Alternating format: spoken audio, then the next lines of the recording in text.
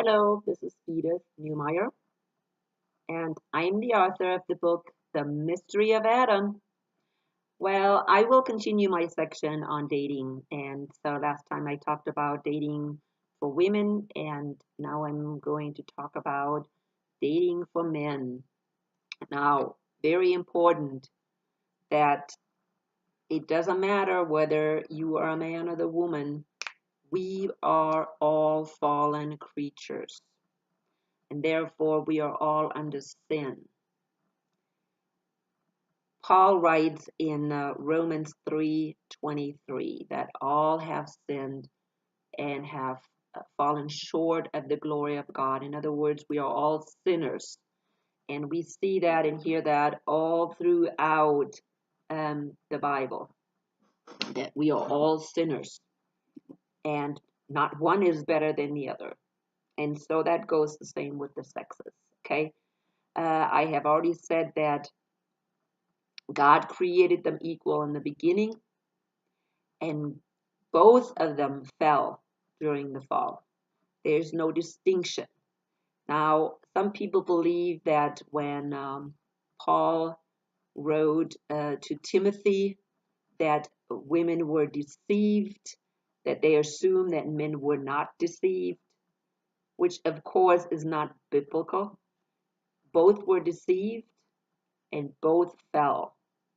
Some people want to say, oh, men fell because they knew what they were doing. No, no, they were both, the man and the woman was deceived.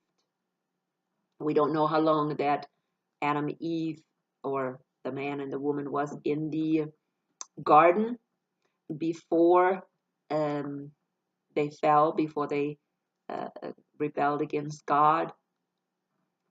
So, but we know that God created them male and female in the beginning. So the instructions God gave were to both of them, not just to one, not just to the man and then to the woman, and the man then taught the woman. No, that's not the way it went. Okay, God taught both of them. And so both of them knew the instructions. And I believe by the time the fall happened with the serpent, I think both were misled to believe that when they touched the fruit, they would die, which was a lie. Okay, so they didn't have the correct information even by the time they fell. And so Satan, or the snake, or whatever you want to call it, the serpent, had a very easy time to just really confuse them even more. Again, we don't know. I think in the Bible we do hear that they did rebel against God. They thought about, oh yeah, we want to be as gods. That was appealing to them, that idea of being like God. And so it was easy for them to rebel. Now, what does that have to do with dating for men? Well, it has all to do with the fact that we are all fallen creatures, and that we cannot point the finger to somebody else or to the opposite sex. And because we're both fallen creatures, that means that women will act like that as well. Okay, we heard about male dominance and how it affected women, how they were kept almost like in slavery and as property for thousands of years. But that has changed. About 100 years ago, women got equal rights, and right now, women are protected under the law a lot more than men. Okay, there's women out there that are ready to really come down hard on men for the abuse that they have caused to women for thousands of years. And I'm not saying, again, not saying that women are innocent, because women are absolutely not innocent. Because if it would have been reversed, women would have done the same thing, because they are capable of the same. They're not these kind, wonderful people, that we thought they are. I want to remind men of this fairy tale about Cinderella. Okay, 3 women were involved in that fairy tale. There were the 2 stepsisters, and then there was Cinderella. Okay, you divide uh, uh, womankind into 3, you have 2/3 bad women and 1/3 maybe good women. And I'm thinking that's even less than a third. So there are going to be women out there that will not be very nice to you. They will come across as being wonderful and kind and gentle, and they will definitely use their sexuality to reel you in, okay? Offer you the sexuality carrot, reel you in, and then they have you hooked and they will take advantage of you. Because that is what happens today as well. It's not just the men trying to dominate women, but in many cases it's the other way around. That women are out to dominate men nowadays as well. It happens all the time. So therefore, we need to be very careful who we are choosing as a mate. And I'm using it as a mate because all this talk about romances, and being romantic, well, that will take away from your logical thinking to look at the other person logically to see if that is a good person or a bad person. Okay? A good person that is like the Proverbs woman that will uh, pull uh, equally um, in that marriage. And here I'm talking about being equally yoked, which Paul addresses in 2 Corinthians 6:14, that we ought to be equally yoked. Now, most Christians would apply that to the fact that both need to be Christians, but I don't believe that is all. Equal yoke refers to everything. Okay, equal yoke uh, refers to providing for the family, providing for the relationship. Both need to be equally yoked in that aspect as well. And if somebody doesn't know what a yoke is, it has to do with 2 animals pulling maybe a wagon, and that yoke helps these animals be hooked up to the wagon, and that's what they're doing. They're pulling the load of the wagon together. If they're unequally yoked, that means one animal is bigger than the other one. The bigger animal or the taller animal is the one that is going to pull most of the, if not all of the weight. Okay, and that means the other animal does not contribute anything. So either this animal will be exhausted, or that animal just cannot pull as much, not as big of a load. And that's what happens when you are not looking rationally at this person that you are attracted to. Now, attraction is always a bad thing because that's where the hormones are starting to be produced when you're attracted to somebody. When you think, oh my goodness, she looks so sexy, she looks so wonderful, and all of a sudden these hormones are being produced and they blind you to seeing the other person for really who they are. And that continues if you get romantically involved, like physically involved, like touching, kissing, even sex before marriage, sexual intercourse before marriage will produce these hormones even more, and your rational thinking will be totally blocked, and you will not see the other person for what they are. Okay?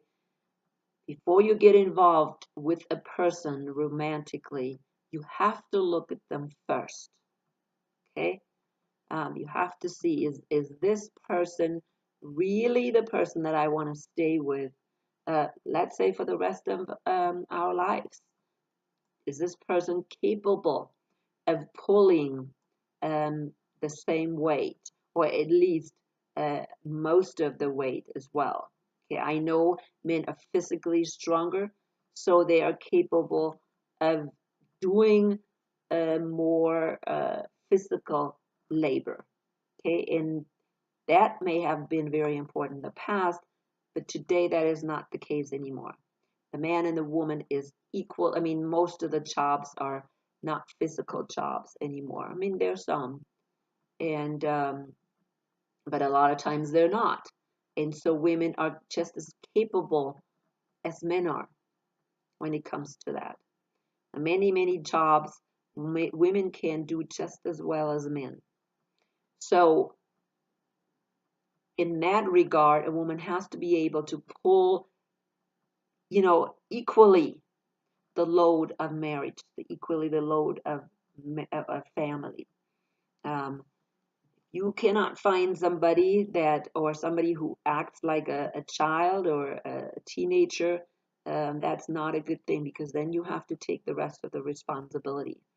You need somebody who can equally support the family. Now, I'm not saying that you have to do the same jobs. That's not what I'm saying. But the other person still has to pull their own weight. Okay.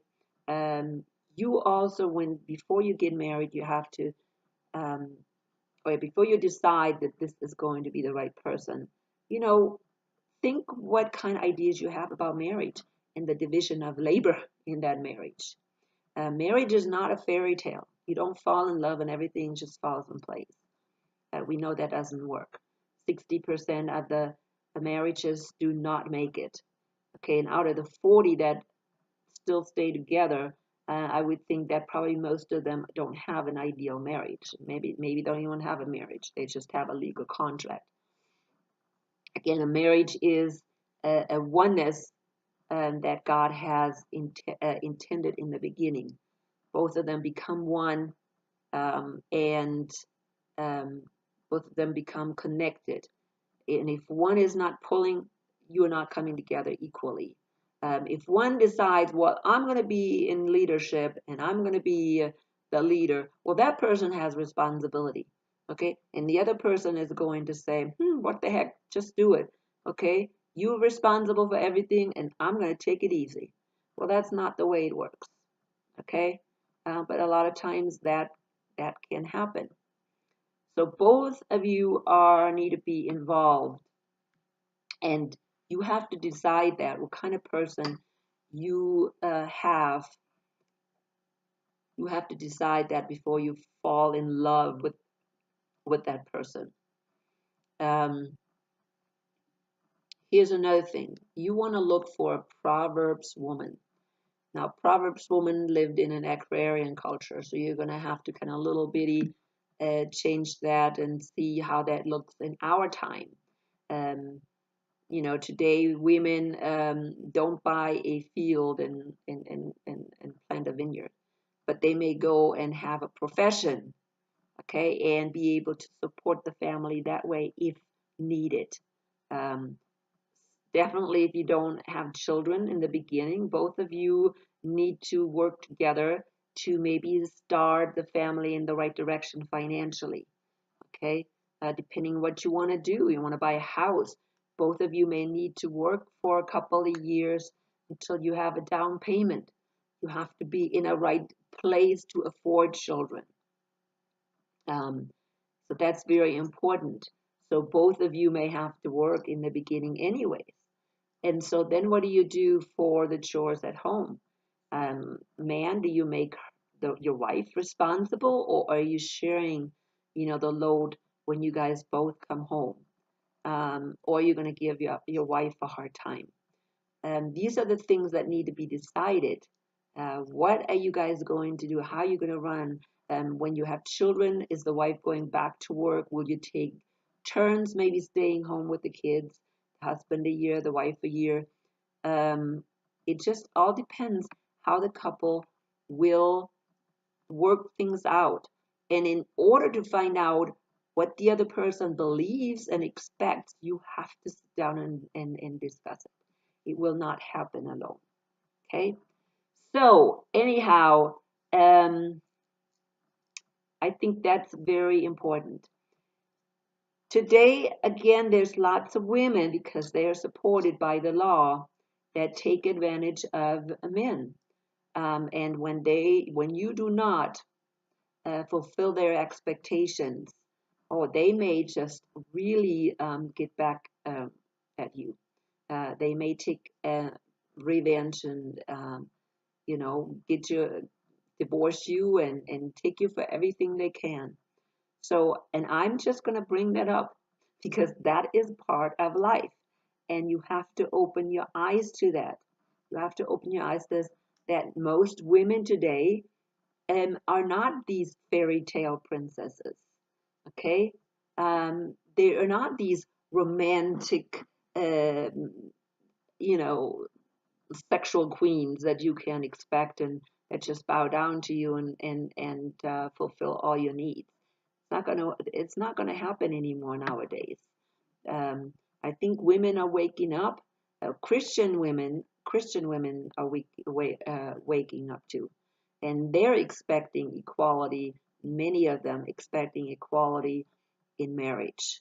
And if you are not a person that can bring that, who is willing to cooperate, and who is maybe selfish as well, then your marriage will not last. And you might as well understand that.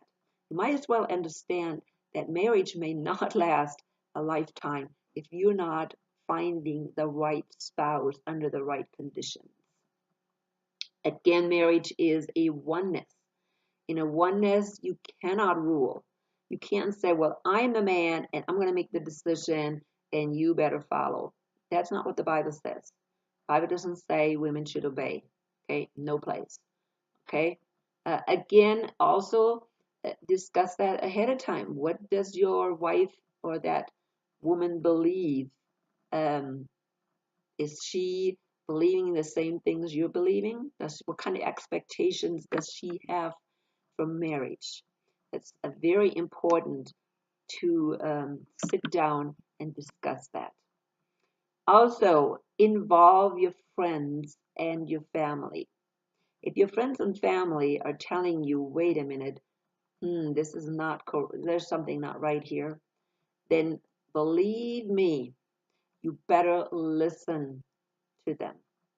Because when, again, your hormones are um, stirred up and you cannot look at the other person with a rational mind, it's better for somebody else to help you making that decision. In the past, the parents made the decision. Okay, they looked at the other person that was considered for marriage, and they decided if their son or their daughter was a good match for that person, or the other person was a good match for the son and the daughter. Okay, and they looked with their rational eyes without being romantically, involved. Is this a good match? Will these two people make it? Okay. Nowadays, that is not done that way anymore in most families. But even though I really think that is a good arrangement, it is good for your family and your friends to get involved in making that decision, and helping you look at the other person objectively. So don't just run into this because you're all of a sudden, oh my goodness, I'm in love and this is going to work out. No, the other person will look the best for you because the other person is interested. When you guys are attracted, the other person is interested in this relationship and you are interested in this relationship. Okay, and so both sides will look the best. Okay, they will look the best. They will not show their true colors at first. Life will get normal after maybe honeymoon or even after the first baby. Then maybe life will get normal, and then you will really see the other person for what they are. Now, with your family and your friends, will see that person differently. And so it's important to get their input. Okay. Well, cannot think about anything else anymore, but I'm sure there's a whole bunch more that you need to consider. I just want to tell you, guys, be aware. Be aware that there's a lot of women that will that will take advantage of you. Okay, women that may just want somebody who takes care of them, that pays the bills, and she can stay home and have children. Okay, and you come home and the house is unclean and unkept, and the kids are screaming and they're not taken care of either, and then you end up having to work double shifts while your wife is sitting at home watching TV or playing video games. So think about that, because that is reality. Okay, you need to check out this woman before you have intentions to get married. Does she have a good work ethic? Does she have a good character? All these things you need to look at. Definitely work ethic is very important. Do not get married to a lazy wife. And wives don't get married to lazy husbands as well. Okay, that goes for both. But since I'm talking more to men, I want to warn men. And so they don't go into marriage and then realize, wait a minute, I thought this is for good. I'm going to have this woman next to me on the couch forever now. Um, it's not the way it's going to work anymore. Okay? Um, this is becoming a very selfish world, a world that people are very narcissistic and they're thinking about themselves. So men and women need to be on guard. They need to find the right partner that is capable of having a marriage that will last. Next week, or not next week, but next time I will be talking about divorce, because I think divorce is very important. People need to be aware of that. I think not enough people are aware of divorce nowadays. That divorce is something that can happen. Okay, it just, you cannot deny that the divorce will happen. And I will look again at divorce. What does God think about it? And what does Jesus think about it? And what does Paul think about it? Okay. So I'm going to finish up today, and I will talk about some more things next time.